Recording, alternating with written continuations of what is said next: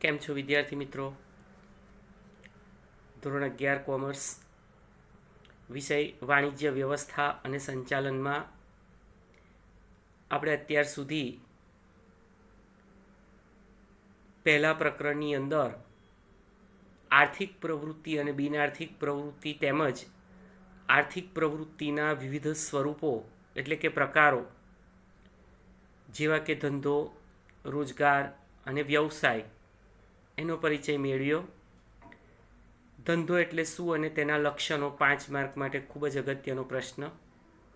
ત્યાર પછી ધંધાના હેતુઓ, મુખ્ય હેતુ, સામાજિક હેતુઓ, ત્યારબાદ ધંધાકીય જોખમના સ્વરૂપો અને 3 માર્ક્સની અગત્યની એવી શોર્ટ નોટ ધંધાકીય જોખમના કારણોનો પરિચય આપણે મેળવ્યો. વ્યવસાય અને રોજગાર આ બંને આર્થિક પ્રવૃત્તિના પ્રકાર સ્વરૂપે બંનેની વ્યાખ્યા સહિત લાક્ષણિકતાઓ પણ આપણે ગયા વિડીયો લેક્ચરમાં જોઈ ગયા. હવે આજે આ સેશનમાં આપણે ત્રણેય સ્વરૂપોની તુલના કરવાની છે અને ત્યારબાદ આ ધંધાકીય પ્રવૃત્તિઓનું વર્ગીકરણ, 3 સ્વરૂપે વર્ગીકરણ થાય છે એનો પરિચય મેળવવાનો છે. એક વેપાર, બીજું વાણિજ્ય અને ત્રીજું ઉદ્યોગ. હવે આ ચેપ્ટરમાં બાકીના આ 3 ધંધાકીય પ્રવૃત્તિઓના સ્વરૂપો રહ્યા છે એ જોઈશું. તે પહેલાં આપણે ચર્ચા કરીએ. અહીંયા તમે સ્ક્રીન ઉપર જોઈ શકો છો ધંધો, વ્યવસાય અને રોજગાર વચ્ચે તફાવત. તો વિદ્યાર્થી મિત્રો, આ તફાવત એકદમ સહેલો છે. પહેલો મુદ્દો, કાર્યનું સ્વરૂપ. અહીંયા તમે પહેલો મુદ્દો અર્થનો પણ એડ કરી શકો, એટલે ટોટલ 8 મુદ્દા થઈ જાય. નાણાંના બદલામાં ગ્રાહકને વસ્તુ કે સેવાનો પુરવઠો પૂરો પાડવામાં આવે એ ધંધો છે. કાર્યનું સ્વરૂપ કેવું હોય છે? ધંધાકીય પ્રવૃત્તિમાં નાણાંના બદલામાં ગ્રાહકને વસ્તુ કે સેવાનો પુરવઠો આપવામાં આવે, જ્યારે વ્યવસાયમાં ફીના બદલામાં વ્યક્તિગત અને ધંધાકીય રીતે વિવેક બુદ્ધિથી સેવા આપવામાં આવે છે. યાદ રાખજો મિત્રો, વ્યવસાયમાં ચીજવસ્તુનું વિનિમય થતો નથી, સેવાનો વિનિમય થાય છે. ડૉક્ટર સેવા આપે છે, વકીલ સેવા આપે છે, ચાર્ટર્ડ એકાઉન્ટન્ટ સેવા આપે છે. જ્યારે રોજગારમાં કરાર અને નિયમ અનુસાર જ કાર્ય કરવાનું હોય છે. એકોર્ડિંગ ટુ એગ્રીમેન્ટ તમે નોકરીએ લાગ્યા છો, નોકરીદાતા જે કંઈ પણ નિયમો, આચાર સંહિતા, કોડ ઓફ કન્ડક્ટ તમને જણાવે એ પ્રમાણે જ આપણે નોકરી કરવાની હોય છે. એટલે ત્યાં કરાર અને નિયમો અનુસાર કામ કરવાનું હોય છે. આ પહેલો મુદ્દો, કાર્યનું સ્વરૂપ. હવે બીજો પોઈન્ટ, લાયકાત. કોઈ શૈક્ષણિક લાયકાત અનિવાર્ય નથી. શેમાં? ધંધામાં. ધંધા માટે કોઈ શૈક્ષણિક લાયકાત જરૂરી નથી, જ્યારે વ્યવસાયની અંદર શૈક્ષણિક લાયકાત, તાલીમ અને વિશિષ્ટ જ્ઞાન ત્રણેય જરૂરી છે. પહેલું તો શૈક્ષણિક લાયકાત એટલે કેવો વ્યવસાય છે, કેવી વ્યાવસાયિક પ્રવૃત્તિ છે. તમે મેડિકલમાં છો તો you have to be MBBS, MD, MS etcetera. તમે વકીલ છો, LLB, LLM વગેરે. ચાર્ટર્ડ એકાઉન્ટન્ટ છો, CA થયેલા હોવા જોઈએ. તો વ્યવસાયમાં વિશિષ્ટ જ્ઞાન જરૂરી છે, જ્યારે રોજગારમાં કાર્યના સ્વરૂપ અનુસાર લાયકાત. હવે તમે નોકરી હાયર સેકન્ડરીના શિક્ષક તરીકે કરો છો તો તમે MCOM પ્લસ BEd થયેલા હોવા જોઈએ, તો એ રોજગાર મેળવી શકો. આમ કાર્યના સ્વરૂપ પ્રમાણે લાયકાત જરૂરી છે. ત્રીજો મુદ્દો છે બદલો કે વળતર. શું મળે? તો ધંધો કરનારને નફો મળે છે, વ્યવસાયી વ્યક્તિને ફી મળે છે અને રોજગાર કરનારને પગાર અથવા દરમાયો મળે છે. વિદ્યાર્થી મિત્રો, દરમાયો એ ગુજરાતી તળપદો શબ્દ છે, એનો અર્થ વેતન, પગાર એ જ થાય. તો અહીંયા યાદ રાખજો, જે વ્યક્તિ ધંધો કરે છે ને એને નફો મળશે, વ્યવસાયુ વ્યક્તિને હંમેશા ફી મળે, બરાબર ને? આપણે અવારનવાર કહીએ છીએ કે ડૉક્ટર પાસે સારવાર કરાવવા જઈએ અને પછી ડૉક્ટરને આપણે એવું નથી પૂછતા કે તમને કેટલો પગાર આપું, પણ એવું પૂછે છે કે સર તમારી ફી કેટલી. એવી જ રીતે રોજગાર કરતા હોય એટલે કે નોકરી કરતા હોય એમને એવું ના પૂછાય કે ભાઈ તમને દર મહિને કેટલો નફો મળે છે. એમને શું મળે? પગાર મળે છે. તો પગાર શબ્દનો ઉપયોગ થાય. ત્યાર પછી મૂડી. ધંધાના સ્વરૂપ પ્રકાર અનુસાર મૂડીની જરૂરિયાત રહે છે. જો નાનો ધંધો ઓછી મૂડી, મોટો ધંધો વધુ મૂડી. તો મૂડી according to size of business. ત્યાર પછી વ્યવસાયની અંદર સ્થાપના સમયે મર્યાદિત મૂડીની જરૂરિયાત રહે છે. હા, વ્યવસાય શરૂ કરવાનો હોય ત્યારે થોડી મૂડીની જરૂર પડે, પણ ધંધા કરતાં ઓછી, કારણ કે એમાં પછી સેવા જ આપવાની હોય છે. ચીજવસ્તુનો વિનિમય વ્યવસાયમાં થતો નથી. ત્યારબાદ મૂડીની બિલકુલ જરૂરિયાત નથી. શેમાં? રોજગારમાં.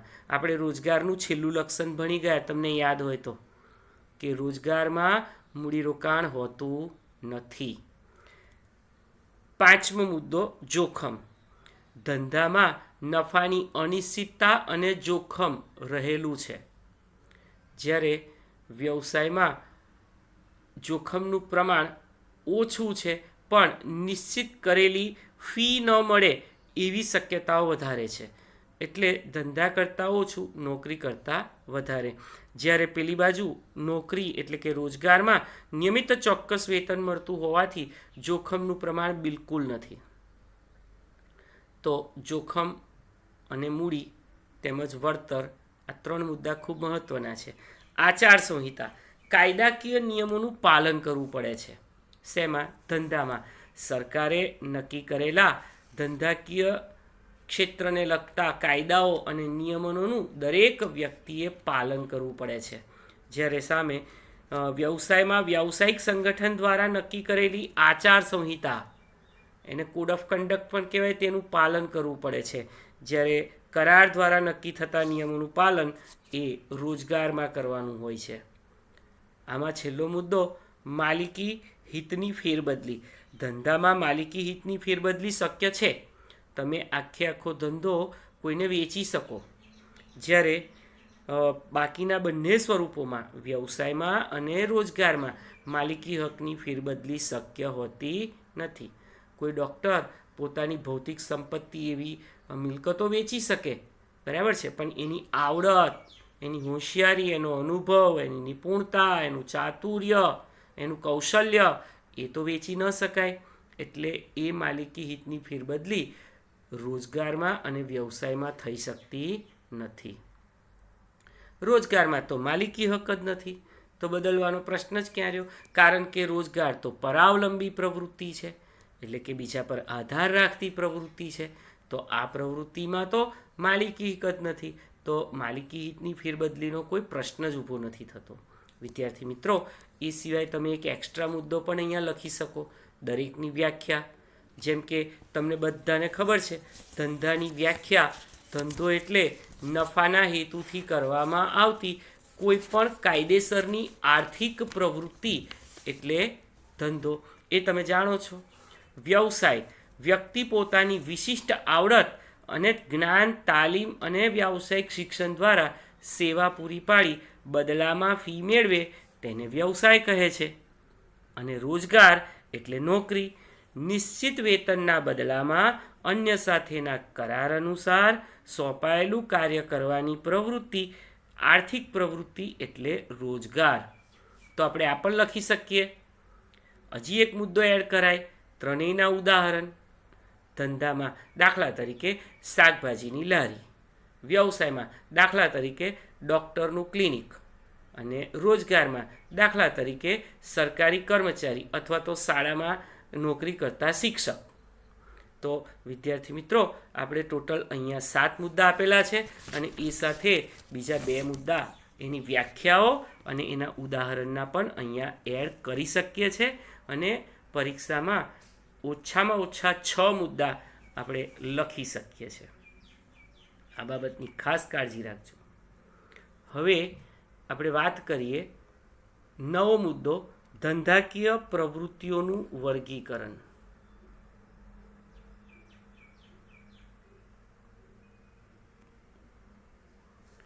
વિદ્યાર્થી મિત્રો, ધંધાકીય પ્રવૃત્તિઓનું વર્ગીકરણ અહીં 3 રીતોએ થાય છે: વેપાર, વાણિજ્ય અને ઉદ્યોગ. એમાંથી આપણે આજે વેપારનું સેશન અહીંયા લેવાનું છે. સૌથી પહેલાં તો વેપાર એટલે શું? પેન્સિલથી અંડરલાઇન કરો. પેજ નંબર 6 ઉપર વેપારનો અર્થ આપેલો છે. નફાના હેતુથી બે વ્યક્તિઓ વચ્ચે વસ્તુ કે સેવાના બદલામાં વસ્તુ કે સેવાનો અથવા નાણાંના બદલામાં વસ્તુ કે સેવાનો વિનિમય એટલે વેપાર. આ વ્યાખ્યા નીચે અંડરલાઇન કરજો. બી વિભાગ 1 માર્કમાં પૂછી શકાય. દાખલા તરીકે આપણે કોઈ સ્ટેશનરીની દુકાનદાર જઈને પુસ્તકો ખરીદીએ અને બદલામાં નાણાં આપીએ તો નાણાં અને પુસ્તકોનો વિનિમય થયેલો ગણાય. બસની ટિકિટ ખરીદી, બસમાં મુસાફરી કરીએ તો નાણાંના બદલામાં સેવાનો વિનિમય, કારણ કે મુસાફરીમાં કોઈ વસ્તુ નથી મળતી પણ સેવાનો શું થાય છે? વિનિમય થાય છે. આમ ફરીથી રિપીટ કરું, વેપાર એટલે શું? વેપાર એટલે નફાના હેતુથી બે વ્યક્તિઓ વચ્ચે વસ્તુ કે સેવાના બદલામાં વસ્તુ કે સેવાનો અથવા નાણાંના બદલામાં વસ્તુ કે સેવાનો વિનિમય એટલે વેપાર. આ વ્યાખ્યા બધાએ મોઢે કરી દેવાની છે. જુઓ, આ અગાઉ આપણે ધંધો એટલે શું ભણી ગયા, ત્યાર પછી રોજગાર એટલે, ત્યાર પછી વ્યવસાય એટલે શું, આ બધાની 1-1 માર્કની વ્યાખ્યા. એમાં આ એક ઉમેરી દેવાની, વેપાર એટલે શું. હજી આગળ વાણિજ્ય અને ઉદ્યોગ એ આવશે જ. તો વેપાર એટલે શું ઉદાહરણ સહિત આપણે વાત કરી. હવે વેપારની લાક્ષણિકતાઓનો પરિચય મેળવીએ. તમારે પેન્સિલથી દરેક લક્ષણ નીચે અંડરલાઇન કરતા જવાનું. પહેલું, વેપાર એ આર્થિક પ્રવૃત્તિ છે. હવે વિદ્યાર્થી મિત્રો જુઓ, હું સમજાવું છું પણ તમારે પરીક્ષામાં સમજાવવાનું નથી. જો લક્ષણો પૂછાય તો બસ આ ડેશવાઇઝ લીટીઓ, વિધાનો, વાક્યો જ લખવાના રહેશે, આને સમજાવવાના નહીં. અને હવે પછી યાદ રાખો, જ્યારે પણ હું ડેશવાઇઝ એવું બોલું ને એટલે એ ડેશવાઇઝમાં માત્ર વિધાન જ હોય. એ વિધાનો તમારે ડિટેલમાં સમજાવવાના હોતા નથી. આ બાબતની ખાસ કાળજી રાખજો. પહેલું, વેપાર એ આર્થિક પ્રવૃત્તિ છે. કેમ આર્થિક પ્રવૃત્તિ છે? કારણ કે એમાં અર્થ ઉપાર્જન થાય છે. કમાણીના ઉદ્દેશ્યથી આ પ્રવૃત્તિ કરવામાં આવે છે. બીજું, વેપારમાં 2 પક્ષકારો હોય, ત્યાં અંડરલાઇન કરો. એક ખરીદનાર અને બીજું વેચનાર. આ 2 પક્ષકારો એ હોય તો જ વેપારી પ્રવૃત્તિ શક્ય બને. ત્રીજું, વેપાર માટે વિનિમય અનિવાર્ય છે. વિનિમય નીચે અંડરલાઇન કરો. વિનિમય એટલે શું? ચીજવસ્તુની નાણાંના બદલામાં આપ-લે કરવી, એને વિનિમય કહેવાય. તો વિનિમય અનિવાર્ય છે. ચોથું, વસ્તુ કે સેવાની માલિકીની ફેરબદલી. અંડરલાઇન કરો, ફેરબદલી. વેપારમાં માલિકીની ફેરબદલી થશે. આપણે કોઈ વસ્તુ ખરીદવા જઈએ દુકાનદારને ત્યાં અને આપણે એની કિંમત આપી દઈએ, બદલામાં એ વસ્તુ આપણને આપે, તો અહીં માલિકીની શું થઈ ગઈ? ફેરબદલી. અત્યાર સુધી માલિક દુકાનદાર કે વેપારી હતો, હવે પેમેન્ટ આપી દીધું એટલે માલિક આપણે બની જઈએ છીએ. આમ માલિકી હિતની શું થાય છે? ફેરબદલી, ટ્રાન્સફર ઓફ ઓનરશિપ. ત્યાર પછી વસ્તુના અવેજમાં નાણાં કે વસ્તુની ચૂકવણી. અવેજ નીચે અંડરલાઇન કરજો. અવેજ, અવેજ એટલે ના બદલામાં, વસ્તુ કે સેવાના બદલામાં નાણાંની અવેજ સ્વરૂપે ચૂકવણી થાય છે. ત્યાર પછી છઠ્ઠું લક્ષણ, વેપાર એ સતત ચાલતી પ્રવૃત્તિ છે. મિત્રો, સતત ચાલુ જોઈએ. તમે ધંધામાં પણ ભણી ગયા, સતત પ્રવૃત્તિ. કોઈ એક ચોક્કસ સમયે કે ચોક્કસ સિઝનમાં જ પ્રવૃત્તિ થાય એવું નથી હોતું. એ સતત ચાલતી રહેતી પ્રવૃત્તિ છે. ત્યાર પછી વસ્તુ કે સેવાનું મૂલ્ય નાણાંમાં નક્કી થાય. વેપારી પ્રવૃત્તિ કરીએ ત્યારે આપણે કોઈ પણ વસ્તુ કે સેવાની કિંમતો જે હોય એ નાણાંમાં નક્કી થાય કે ભાઈ શું ભાવ છે, કેટલા રૂપિયા કિંમત છે, બરાબર છે. વજનના અનુસંધાનમાં એની કિંમત કેટલી છે, 1 કિલો, 2 કિલો, 3 કિલો, 20 કિલો, એ પ્રમાણે એના ભાવ નક્કી થતા હોય છે. ત્યાર પછી વેપાર એક કાયદેસરની થતી પ્રવૃત્તિ છે. મિત્રો યાદ રાખજો, કાયદેસરની પ્રવૃત્તિ એટલે શું? જેને કાયદો સમર્થન આપે છે તેવી પ્રવૃત્તિઓ માટે જ વેપાર થઈ શકે. ગેરકાયદેસર પ્રવૃત્તિઓ માટે વેપારી પ્રવૃત્તિ થઈ શકતી નથી. એટલે એ કાયદેસરની આર્થિક પ્રવૃત્તિ ગણાય છે. તો આ હતા વેપારના લક્ષણો. તો આપણે વાત કરી વેપાર એટલે શું અને વેપારની લાક્ષણિકતાઓ. હવે તમે સ્ક્રીન ઉપર જોઈ શકો છો વેપારના પ્રકારો. એની બાજુમાં 2 અથવા 3 ગુણ લખેલું છે. 3 ગુણ એટલા માટે કે બધા જ પ્રકારો તમારે સમજાવવાના હોય. બધા કરીને 2 પ્રકાર છે અને એના પેટા પ્રકાર છે. તો એ 3 માર્ક્સમાં પૂછી શકાય. બરાબર છે. હવે આપણે શરૂઆત કરીએ છીએ વેપારના પ્રકારો. પાન નંબર 7 ઉપર વેપારના પ્રકારો. એની અંદર 2 મુખ્ય પ્રકાર છે, આંતરિક વેપાર અને આંતરરાષ્ટ્રીય વેપાર. સૌથી પહેલાં આંતરિક વેપાર એટલે શું? આંતરિક વેપારમાં લીટી દોરો. દેશની સરહદમાં જ જુદા જુદા વિસ્તારમાં થતો વેપાર એટલે આંતરિક વેપાર. અહીં અમદાવાદનો વેપારી કાશ્મીરથી સફરજન ખરીદી નાગપુરનો વેપારી રાજકોટથી નારંગી મોકલાવે. આ બધું જ ટૂંકમાં within the boundary of country, દેશની ભૌગોલિક સરહદોની અંદર જ થતો વેપાર. દાખલા તરીકે રાજસ્થાનથી કોટા સ્ટોન વડોદરામાં લાવવા, મહારાષ્ટ્રથી દ્રાક્ષ વડોદરામાં લાવવી, ચરોતરમાંથી તમાકુ આંધ્રપ્રદેશમાં મોકલવી. આમ આ બધા જ આંતરિક વેપારના ઉદાહરણ ગણાય. આંતરિક વેપારમાં વિતરણની દ્રષ્ટિએ 2 પ્રકાર પડે અને એ છે જથ્થાબંધ અને છૂટક.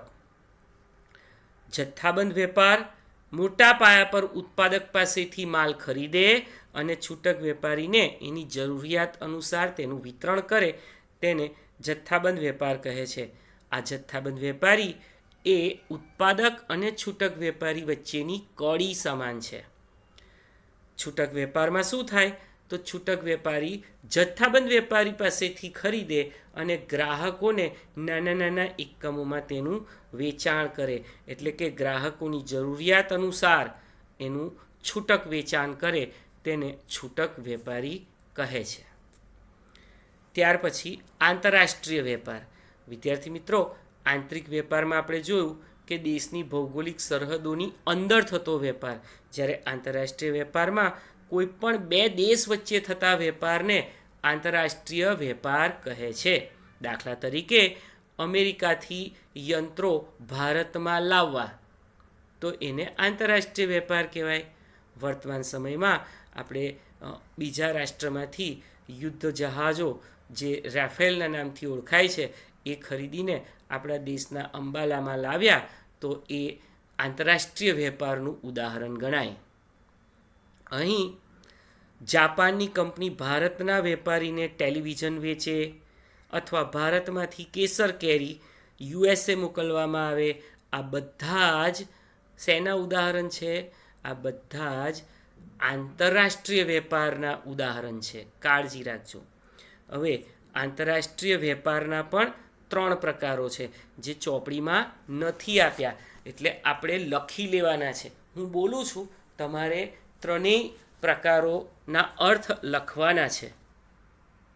રેડી? પહેલું આયાત વેપાર. લખો. જ્યારે વિદેશમાંથી કોઈ ચીજવસ્તુ કે સેવાની ખરીદી આપણા દેશમાં કરવામાં આવે અથવા તો ખરીદીને લાવવામાં આવે તો તેને આયાત વેપાર કહે છે. ફરીથી, જ્યારે કોઈ બીજા દેશમાંથી ચીજવસ્તુ કે સેવાની ખરીદી કરીને આપણા દેશમાં લાવવામાં આવે ત્યારે તેને આયાત વેપાર કહે છે. દાખલા તરીકે જાપાનથી યંત્રો ભારતમાં લાવવા. બીજો પ્રકાર નિકાસ વેપાર. એનાથી બિલકુલ ઉલટું. જ્યારે આપણા દેશમાંથી કોઈ ચીજવસ્તુ કે સેવા અન્ય દેશમાં વેચાણ કરવામાં આવે તો તેને નિકાસ વેપાર કહેવાય. દાખલા તરીકે ભારતમાંથી કેરીની અમેરિકામાં નિકાસ કરવી. ત્રીજું, પુનઃનિકાસ વેપાર. પુનઃનિકાસ વેપાર એટલે શું? જ્યારે વિદેશમાંથી કોઈ ચીજવસ્તુ કે સેવા આયાત કરીને ભારતના બંદર ઉપરથી જ બારોબાર અન્ય કોઈ દેશમાં નિકાસ કરવામાં આવે તેને પુનઃનિકાસ વેપાર કહે છે. ફરી બોલું છું, જ્યારે કોઈ દેશમાંથી ચીજવસ્તુની આયાત કરીને ભારતના બંદર ઉપરથી જ બારોબાર અન્ય કોઈ દેશમાં નિકાસ કરવામાં આવે તો તેને પુનઃનિકાસ વેપાર કહે છે. દાખલા તરીકે ઉદાહરણમાં આપણે શું લઈશું? દાખલા તરીકે જાપાનથી યંત્રો ભારતના બંદર ઉપર લાવવા અને બંદર ઉપરથી જ બારોબાર અમેરિકામાં નિકાસ કરવી. ફરીથી બોલું છું, જાપાનથી યંત્રો ભારતના બંદર ઉપર લાવવા અને ભારતના બંદર ઉપરથી જ બારોબાર અમેરિકામાં નિકાસ કરવા. આને પુનઃનિકાસ વેપાર કહે છે. કાળજી રાખજો, આગળ ફરીથી પુનઃનિકાસ વેપાર એટલે શું એ ભણવાનું આવશે. તો આ સાથે જ વિદ્યાર્થી મિત્રો, આજના આ સેશનમાં આપણે ધંધો, વ્યવસાય અને રોજગારનો તફાવત ભણ્યા અને એ સિવાય ધંધાકીય પ્રવૃત્તિઓનું વર્ગીકરણ, એમાં વેપાર, અર્થ અને તેના લક્ષણો તેમજ વેપારના જુદા જુદા પ્રકારો, એમાં આંતરિક વેપાર અને આંતરરાષ્ટ્રીય વેપાર. આંતરિક વેપારમાં જથ્થાબંધ વેપાર અને છૂટક વેપાર, જ્યારે આંતરરાષ્ટ્રીય વેપારમાં આયાત વેપાર, નિકાસ વેપાર અને પુનઃનિકાસ વેપાર. આટલી ચર્ચા થઈ. તો હોમવર્કમાં આજે જે ભણ્યા એ જ લખી દેવાનું. અને હવે પછી આપણે વેપાર વાણિજ્યનો તફાવત અને એક બીજું સ્વરૂપ વાણિજ્ય એટલે શું અને તેના લક્ષણો તેમજ ઉદ્યોગ એટલે શું અને એના પ્રકારોનો પરિચય મેળવીશું. ત્યારબાદ આ પ્રકરણ પૂરું થશે. નમસ્કાર.